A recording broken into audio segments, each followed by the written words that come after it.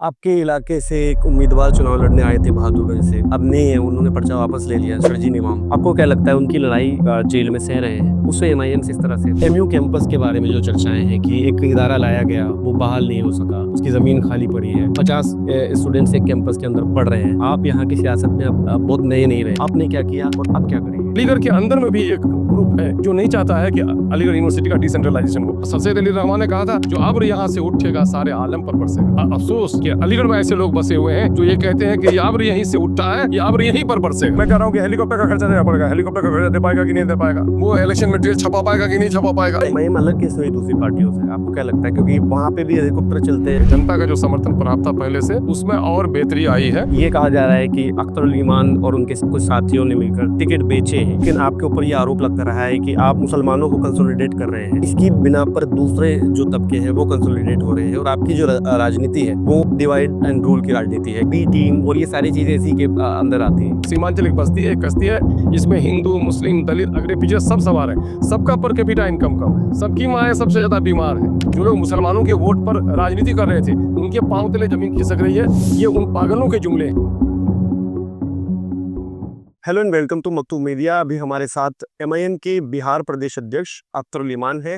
अख्तर उल ईमान सीमांचल की अमोर विधानसभा से एमआईएम के प्रत्याशी भी है और सीमांचल में एमआईएम का जो पूरा चैप्टर है उसको शुरुआत से अख्तर उल ईमान देख रहे हैं। अ, अभी आप यहाँ पर फिर से पिछली बार पूरा चुनाव आपने प्रभावित किया था और यहाँ के लोगों को विकल्प देने के बाद एक बार फिर से मैदान में है। इस बार पिछली बार से जो चुनौती है वो कितनी अलग है? मैं चुनौती पिछली बार भी मेरे लिए थी, अब की बार भी हमारे लिए चुनौती है। मैंने चुनौती को स्वीकार करके इस रास्ते को अपनाया है और मैं समझता हूँ कि इन तमाम तो चुनौतियों को हम पार करेंगे और बेहतरीन सफलता हम हासिल करेंगे। आपके 4 एमएलएज़ आपको छोड़कर चले गए थे। लोगों में ये मैसेज गया कि पार्टी जो है वो कमज़ोर हो गई है। उसके बाद ये बड़ा चुनाव है। आपको क्या लगता है कि उसका कुछ फ़र्क पड़ेगा? नहीं, 4 जीते हुए लोग हमको दगा दे गए, लेकिन जो लोग उन 4 लोगों को एमएलए बनाए थे वो लोग पार्टी में अपनी जगह पर खड़े हैं। यानी दूसरे लफ्ज़ों में ये कहिए कि जनता का जो समर्थन प्राप्त था पहले से, उसमें और बेहतरी आई है। उनके भाग जाने से पार्टी के सेहत पे कोई असर नहीं पड़ा है।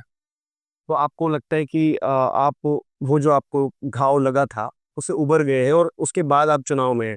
लेकिन हम जनता के बीच में थे, हम कल किशनगंज में पूरा इलाके में घूमे। लोग ये कह रहे हैं कि जब इनकी ही पार्टी के लोग इनको डिच कर सकते हैं, तो ये लोगों को कैसे भरोसा दिलाएँगे? नहीं, सवाल ये पैदा होता है मेरे पार्टी के कौन लोग हैं? वो समर्पित कार्यकर्ता नहीं थे। दगाबाजों की, मुनाफिकों की एक फौज हर जगह होती है। ये वो लोग थे जो कस्में खाकर कस्में तोड़ने वाले लोग हैं, जिन्होंने कस्में खाकर ये कहा था कि हम 5 उम्मीदवार हैं, किसी एक को टिकट दे दीजिए, मैं साथ दूंगा। कसम खा के आज दूसरी तरफ वो बात कर रहे हैं, तो ये तो झूठे लोग हैं। इससे झूठे लोगों के शिकों से बहुत ज़्यादा फर्क नहीं पड़ता। इस बार आपने जो उम्मीदवारों को चयन किया, आपको क्या देखा है? क्योंकि कई तरह के इल्ज़ामात के बारे में आप अभी प्रेस कॉन्फ्रेंस में बात कर रहे थे। ये कहा जा रहा है कि अख्तर उल ईमान और उनके कुछ साथियों ने मिलकर टिकट बेचे हैं। इस तरह के इल्ज़ाम लगना राजनीति में बहुत आम सी बात है, लेकिन आपको ये पहली बार कैसा महसूस हो रहा है ऐसे इल्ज़ाम? नहीं, मैं कह रहा हूँ ये इल्ज़ाम लगाने वाले कौन लोग हैं? पहले ये देखिए कि इल्ज़ाम लगाने वाले लोगों की ज़हनियत क्या है? वो किस वजह से बात बोल रहे हैं? ये वो सारे लोग हैं जो लोग टिकट के उम्मीदवार थे और टिकट नहीं मिल सकी, या वो लोग हैं जो लोग हमारी पार्टी को कमज़ोर करना चाहते हैं। हमारी पार्टी में कुछ ऐसे लोगों के एजेंट थे जो दूसरी पार्टियों के, जो पार्टी में आकर माहौल ख़राब कर रहे थे, ये उन लोगों के जुमले हैं। मैं कहता हूँ कि मेरे बहुत सारे कार्यकर्ता ऐसे भी हैं जिनको टिकट नहीं मिला, पार्टी के साथ लड़ रहे हैं, लेकिन जो दगाबाज थे, जो मुनाफ़िकीन थे, वो इसके जुमले इस तरह के होंगे। मैं ये बात कहता हूँ कि आखिर सोचिए ज़रा-सा, राजद ने भी टिकट काटी है, कांग्रेस ने भी काटी है, भाजपा ने भी काटी है, लेकिन चूंकि हम लोग कमज़ोर हैं, दबंग नहीं हैं, गरेबान नहीं पकड़ सकते, हम लोग सराफत का लिबादा ओढ़े हुए हैं, तो इसी वजह से ये कमीनगी हमारे साथ कर रहे हैं। और क्या बात, किसी का बजान की मजाल नहीं हो रही बोलने की। हम लोगों ने बाज़ाब्ता तकरीर में कह दिया था कि भाई 5 हो 7 हो उम्मीदवार हो, किसी एक को टिकट मिलने हैं और 5 को नहीं मिलने हैं। जहाँ 3 उम्मीदवार हो, 1 को मिलने हैं, 2 को नहीं मिलने हैं। तो टिकट न मिलने पर अगर पार्टी का साथ दे सकोगे तो पार्टी का झंडा लेके फिरो, वरना अपनी अम्मा के घर बैठ के रहो। तो ये दगाबाज तो उस वक्त दौड़ते रहे और ये समझ रहे कि मुझे को टिकट मिला, नहीं मिला। अरे मेरा भाई खुद उम्मीदवार था, मैंने अपने भाई को टिकट नहीं दिया, ये नहीं दिखा लोगों को। अभी जो असलम साहब मेरे चचा हैं, वो कह रहे हैं कि मुझको टिकट नहीं दिया। मैंने कहा खून और दूध के रिश्ते अपनी जगह पर हैं, लेकिन बैरिस्टर असदुद्दीन अवैसी साहब ने मुझ पर विश्वास किया है और सीमांचल की जनता ने मुझ पर विश्वास किया है। मैं उनके विश्वास को घात नहीं कर सकता। पार्टी के हित में जो होगा वो फैसला लूंगा। सर्वे आया जिनके फेवर में, हमारे कारकुनों ने जिनके फेवर में मशवरा दिया, और इस दूर के सफर को तय करने की जिसके अंदर सलाहियत देखी, हमने उनको टिकट दिया है। लेकिन आपने अभी प्रेस कॉन्फ्रेंस में भी ये बात कही कि आपने सर्वे में ये देखा कि वो कैंडिडेट पैसा खर्च नहीं कर सकता है, उसकी ये सर्वे में नहीं देखा, ये सकत सर्वे में ये देखा कि लोगों का सपोर्ट किसको है ना? और ये कैंडिडेट इस लायक है कि नहीं कि पार्टी की दूरी को तय कर सके, कांटेदार रास्तों में चल सके। वर्ड यूज़ करने लायक है कि नहीं? इसमें क्या-क्या चीज़ें आती हैं? अरे भाई, मैं कह रहा हूँ कि हेलीकॉप्टर का खर्चा देना पड़ेगा, हेलीकॉप्टर का खर्चा दे पाएगा कि नहीं दे पाएगा? 3 मर्तबा उनको नेशनल और स्टेट चैनल्स में उनको वो देने हैं, वो दे पाएगा कि नहीं दे पाएगा?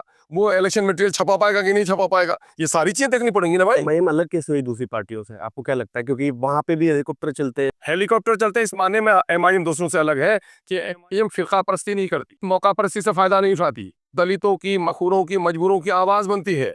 एमआईएम दूसरे पार्टी की तरह दगाबाजी अपने आवाम से नहीं करती। एमआईएम शुरू दिन से सीमांचल में आई है और सीमांचल के दर्द की बात उठाती है। बैरिस्टर असदुद्दीन अवैसी ने जिन जिन नदियों का दौरा किया, आज वहाँ पुल बन रहे हैं। जो यहाँ पैदा हुए, पले, बड़े, जिनकी नानी दादी डूब पड़ी है उसमें, वो एमएलए बना लेकिन उस पुल को बनाने का काम नहीं करा सका। बैरिस्टर असदुद्दीन अवैसी, इसी मामले में फर्क है। बिहार में जब भी जुल्म होता है, अगर बिहार के नेता की जबान नहीं खुलती, बैरिस्टर असदुद्दीन की जबान खुलती है। देश के अंदर में जब कानून को तोड़ा जाता है, देश के हित में कानून नहीं बनाए जाते, अहित में कानून बनाए जाते हैं, सबसे पहले चीख पड़ता है तो बैरिस्टर असदुद्दीन अवैसी हो। चाहे सीएए का मामला हो, चाहे बाबरी मस्जिद के फैसले हो, चाहे कहीं गुलनाज की इज्जत टूटे, कहीं फिरका वाराना फसाद हो, दलितों के साथ उत्पीड़न का मसला हो, सबसे पहले अगर आवाज उठाता है तो स्ट्रांगली वो बैरिस्टर असदुद्दीन अवैसी है। और सड़क पर उतरती है तो सबसे पहले जो आवाम है वो एमआईएम की उतरती है। एमआईएम इससे अलग है, दूसरों से अलग तो है ही, इसमें क्या फर्क है? आपके इलाके से एक उम्मीदवार चुनाव लड़ने आए थे बहादुरगंज से, अब नहीं है, उन्होंने पर्चा वापस ले लिया, शरजील इमाम। एमआईएम के साथ गठबंधन की बातें जो नेशनल लेवल पर सोशल मीडिया पर भी चर्चाएँ हुई कि एमआईएम ने वहाँ से कैंडिडेट अपना बरकरार रखा। आपको क्या लगता है उनकी लड़ाई, शरजील इमाम की लड़ाई, वो जो जेल में सह रहे हैं, उससे एमआईएम से इस तरह से शरजील इमाम की लड़ाई, हमारे मिल्लत के बहुत सारे लोग कोर्ट में भी उनके साथ हमदर्दी का इजहार कर रहे हैं और आम दिनों में भी हमदर्दी का इजहार कर रहे हैं, लेकिन वो इलेक्शन लड़ने आए। लड़ना या नहीं लड़ना इस ताल्लुक से मुझे कोई नहीं सुना, ये खबर सुना कि वो लड़ रहे हैं, तो हम लोगों ने कहा अच्छी बात है, लेकिन हमसे कोई बात नहीं। ईद से जो आपके उम्मीदवार हैं तौसीफ आलम, उन्होंने भी एक मीडिया बाइट के दौरान ये कहा कि मैं जानता ही नहीं हूँ कौन शरजील। नहीं जानते हैं तो मुमकिन है किसी का कन्फ्यूजन हो सकता है। बहुत सारे लोगों का मामला नेशनल मीडिया से नहीं रहता है, वो नहीं जानते होंगे, लेकिन हम लोग तो बखूबी उनको जानते हैं। लेकिन जहाँ तक आपने कहा कि हमसे समझौता वगैरह की बात, हमसे बराह रास्त कोई बात किसी की नहीं हो सकती। महागठबंधन के साथ आपके अलायंस की बातें शुरुआत में चर्चा में आई थी। आपने क्या कोशिश की अपनी तरफ से या उधर से कुछ? माँ बनने का मैंने जो कोशिश की वो सूरज की तरह आया है, सबने देखा। जिनकी आंखें खुली हुई थी उसने मेरे पत्र पढ़े, और जिनकी आंखें अंधे थी उसने मेरे ढोल की आवाज सुनी है। तो अंधा बहरा काना सबको सुना दिया है उन्होंने। एक 1-2 आखिरी सवाल है मेरे आपसे। सीमांचल के हालात के बारे में जब हम देखते हैं, हम यहाँ घूमे भी, लोगों से मिले, स्कूल्स की जो हालात है, एमयू कैंपस के बारे में जो चर्चाएँ हैं कि एक इदारा लाया गया, वो बहाल नहीं हो सका, उसकी ज़मीन खाली पड़ी है, 50 स्टूडेंट्स एक कैंपस के अंदर पढ़ रहे हैं। आप यहाँ की सियासत में अब बहुत नए नहीं रहे, आप पुराने हो गए। आपने क्या किया और अब क्या करेंगे? देखिए, जरा-सा आप तारीख पढ़िए कि एएमयू की जो ज़मीन search committee, Ranganath Mishra commission की रिपोर्ट के बाद फातमी कमेटी बनी थी और फातमी कमेटी ने सिफारिश की थी हरचंद के रंगनाथ मिश्रा सर्च कमेटी में मुसलमानों की तालीमी, समाजी और इक़्तिसादी बदतरीन सूरत हाल की तस्वीर पेश की गई थी। इक़्तिसादी सूरत हाल, इकोनॉमी को बेहतर बनाने के लिए, इनको अपलिफ्ट करने के लिए, इनको नौकरी में हिस्सेदारी, इनके कारोबार के लिए पैसे, इनके इलाकों में सनत यानी इंडस्ट्रीज खोलने का प्रोग्राम बनना चाहिए था, यूपीए गवर्नमेंट ने नहीं बनाया। सोशल हालत बनाने के लिए इनके लिए कुछ रिजर्वेशन अलग से तय करने थे, उसने नहीं किया। एक चीज़ सिर्फ़ इन लोगों ने किया कि इनकी तालीमी हालत बेहतर हो। इन लोगों ने मदरसों को भी देखा, स्कूलों को भी देखा, तो लगा कि नहीं, जो पैटर्न है एएमयू का, अगर इस तरह के इंस्टीट्यूट इनके लिए कायम हो जाएँ, तो ये कम्युनिटी के ऊपर आ सकती है। तो इन्होंने 5 जगह के प्रपोज़ल दिए थे, मध्य प्रदेश के, महाराष्ट्र के, केरल के, वेस्ट बंगाल के और बिहार के। तो अब वेस्ट बंगाल से चूँकि मुखर्जी साहब को अपने बेटे को इलेक्शन लड़ाना था, तो उन्होंने इंटरेस्ट लिया, ज़मीन दिलवा दिया। वो पीके अब्दुल अजीज़ साहब वाइस चांसलर थे, उसने ज़मीन दिलवा दी, लेकिन कांग्रेस की हुकूमत रही महाराष्ट्र में, कांग्रेस की हुकूमत रही मध्य प्रदेश में, कांग्रेस ने ज़मीन नहीं दिलवाई। सिंगल स्टेट है बिहार, जहाँ अपोज़िशन की हुकूमत थी और वहाँ पर मैंने हाउस को एडज़ोन कराया 3-3 बार और मैं सिंगल आदमी था जो असेंबली में लड़ा। मौलाना साहब मरहूम साहब भी पार्लियामेंट में लड़ रहे थे, लेकिन पब्लिक डोमेन में लड़ाई नहीं लड़ी। मैं अपने दोस्तों को लेकर यहाँ पर आए, गुलाम साहिब साहब है क्रिसेंट स्कूल के, हमारे और दूसरे दोस्त अहबाब हैं, हम लोगों ने मिलकर यहाँ एक जॉइंट एफर्ट किया। 2010 में ही हम लोगों ने तकरीबन 10 से 12,000 बच्चों को अगस्त की चिलचिलाती हुई धूप में सड़क पर उतारा और फिर 2012 में ये लड़ाई और व्यापक हुई। 12 अक्टूबर 2010 को हम लोगों ने पूरे यहाँ पर सारे लोगों ने झंडे समेट लिए, सब पार्टी ने मिलकर ये लड़ाई लड़ी, है ना? अगवा मैं था, लेकिन मैंने मौलाना असरारुल्लाह साहब को अगवा कर दिया क्योंकि वो सीनियर एमपी थे और वो लड़ाई लड़ी। उसके बाद 3 साल से जो ज़मीन नीतीश कुमार कभी 3 टुकड़े में देते थे, कभी 100 एकड़ देते थे, जबकि वहाँ का डिमांड 300 एकड़ की ज़मीन का था। तो 300 एकड़ ज़मीन ये 30 दिसंबर को इन्होंने वो किया, है ना? 3 महीने का टाइम लिया था, बड़ी लगभग लाखों की भीड़ आई थी यहाँ पर, रेलवे, रोडवेज सब बंद था और उस वक़्त फैसला हुआ, 12 अक्टूबर को एग्रीमेंट हुआ कि नहीं साहब 3 महीने के अंदर में, उसको कमिश्नर थे, कमिश्नर आए यहाँ पर और उन्होंने एग्रीमेंट किया और 3 महीने से कम में ज़मीन मिल गई। लेकिन इस अरसे में एक तो ये है कि 3 साल तक नीतीश कुमार ने, बीजेपी की सरकार ने बिला वजह लेट किया। अगर ये लेट नहीं करते तो पैसे मिल जाते। लेकिन 12 अक्टूबर के बाद भी इलेक्शन हुआ था 2024 के अप्रैल में। अगर चाहती केंद्र की सरकार, यूपीए की सरकार पैसे देती तो फुल फ्लेज इनका अलग हेड खोल देता तो ये यूनिवर्सिटी खड़ी हो जाती। लेकिन सब ने दिया है हमको चोट, इसलिए इन बेईमानों को नहीं दे रहे हैं वोट। हमने जो नारा दिया है ना, यही है। नीयत कांग्रेस की भी अच्छी नहीं थी। अगर नीयत कांग्रेस की अच्छी होती तो फुल फ्लेज हमारे लिए चारों यूनिवर्सिटी के लिए हेड खुल जाते और हमारा उनकी हुकूमत जहाँ रही वो ज़मीन नहीं दिलवा सके। ये तो अवामी तहरीक की वजह से ज़मीन मिली। ये सारे लोग ज़िम्मेदार हैं। उसके बाद जब नीतीश कुमार और मोदी की सरकार 2014 से फिर रन करने लगी, तो मोदी की नीयत नहीं है कि मुसलमानों का ट्रीटमेंट हो और नीतीश कुमार का साझी है। नीतीश कुमार के जो लीडर आज दूसरी पार्टियों में गए हैं भाग करके, ये सारे लोग उस वक्त नीतीश कुमार के साथ खड़े थे और ये सारे लोग अलीगढ़ की तहरीक को कुचलना चाहते थे और ज़मीन लिया। लेकिन भाजपा के लोगों ने वहाँ पर जाकर संथालियों को बसवा देने का काम किया। भाजपा और जदयू के लोगों ने यहाँ पर केस करवा दिया उसको, पहले तो मानंदा बेसिन के ताल्लुक से किन पहले वो ग्रीन ट्रिब्यूनल ला दिया कि नहीं साहब उस ज़मीन पर ग्रीन ट्रिब्यूनल का वो बनता है, नहीं बनेगा।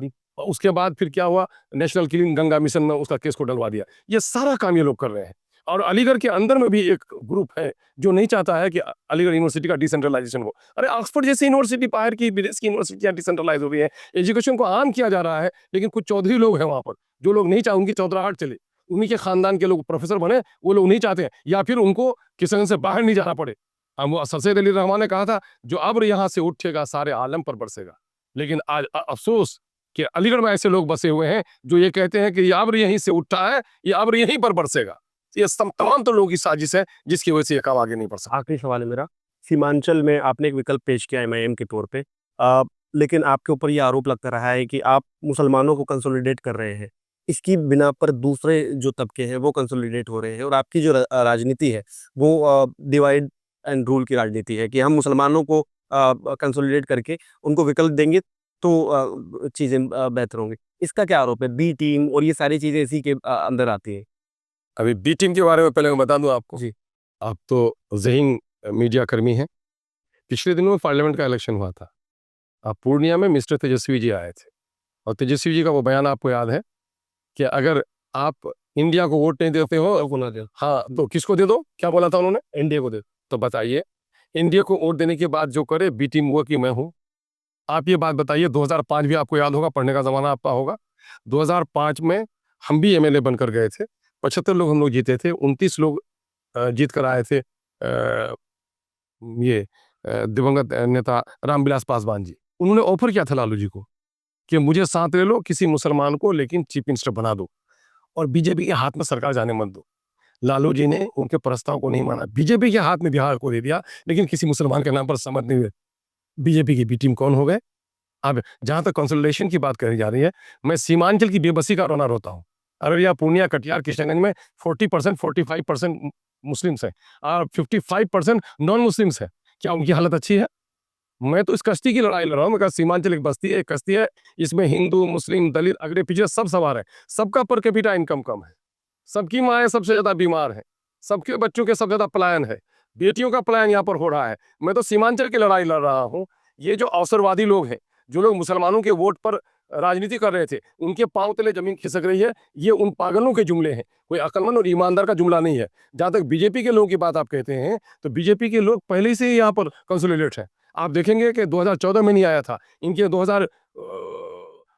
1999 के, 2004 के, 2009 के, 2014 के तमाम तर पार्लियामेंट्री रिजल्ट देख लीजिए। यहाँ पर बीजेपी का वोट पूरे तौर पर एकजुट है, बल्कि जहाँ जितना मुस्लिम लोग सेकुलर है, बीजेपी के लोग सेकुलर नहीं है, चूंकि उसको नाज है एडमिनिस्ट्रेशन के सपोर्ट पर। इसलिए सबसे ज़्यादा जुल्म वही करते हैं। माइनॉरिटी के लोग तो हमें हर जगह डराए घबराए हुए हैं, और हमको कर रहे हैं, क्या हम कर रहे हैं? हम तो दलितों के साथ खाते पीते हैं, हम तो हिंदू मुस्लिम एकता की बात करते हैं, और हमको अलग बात सुनाते हैं। असल मामला ये है कि मुसलमानों के दरमियान में कोई लीडरशिप नहीं उभरे। मैं जो लीडरशिप को उभार रहा हूँ, तो इनको लगता है कि गुलामों की बस्ती में आज़ादी का नारा उठ रहा है, यही वजह बेईमान लोग परेशान हैं और ये जुमले वो बोला करते हैं। बहुत बहुत शुक्रिया हमसे बात करने के लिए। हमारे साथ अख्तर उल इमान थे। इस वीडियो को देखने के लिए आपका शुक्रिया।